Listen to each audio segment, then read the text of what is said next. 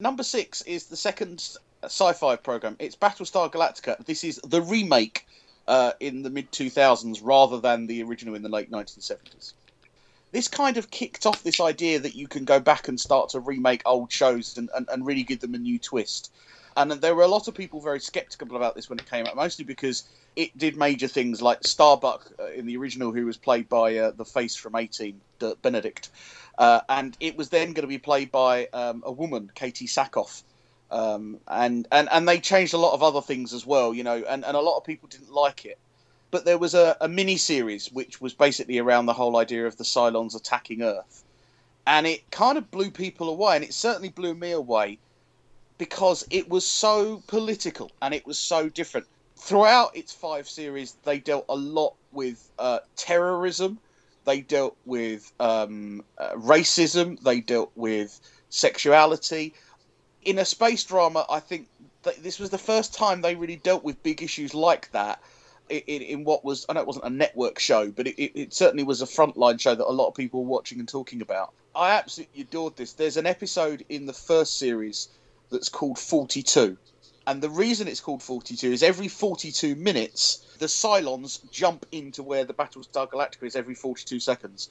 So they have to get ready every 42 minutes, to jump into hyperspace to get away from the Cylons. And it's a wonderful piece of television because it's such a simple concept. But of course, in the early part of the show, it's like, yeah, we're really up for this. We can beat the Cylons. And then as it goes on and on, you realise it's every 42 minutes. It's terrifying, and it's so psychological, and it begins to drain them, and it's just you can't see how they're ever going to get out of it, and it's very clever how they get out of it. That's what I was talking about. That sort of sci-fi, rather than sort of, yeah. I'd say that sort of concept, that sort of episode would probably appeal to me. I've never seen this, but yeah, that is the sort of sci-fi that would appeal to me. The way in which it keeps itself fresh is it didn't actually feature Cylon robots like the one from the 70s. The Cylons had found a way to have robots that looked like humans. And the main thing throughout the series was who's a human and who's a Cylon, and how many, you know, once you had one Cylon, you had many Cylons, you know, they were all, they could all replicate themselves and things like that. And the one thing was the very attractive Cylon. Was it 9? Was it 7? No, it wasn't 7 of 9. What was her name? Voyager. Well, no.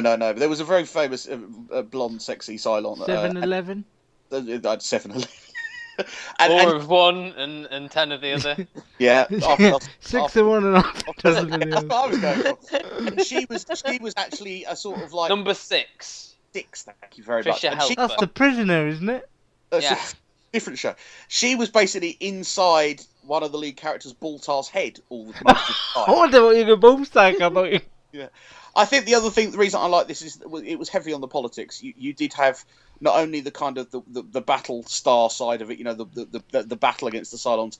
There was political wrangles. It featured a politician who was not a leader but was thrust into the role. President was like the foreign. No, she wasn't even the foreign secretary. She was like the agriculture secretary.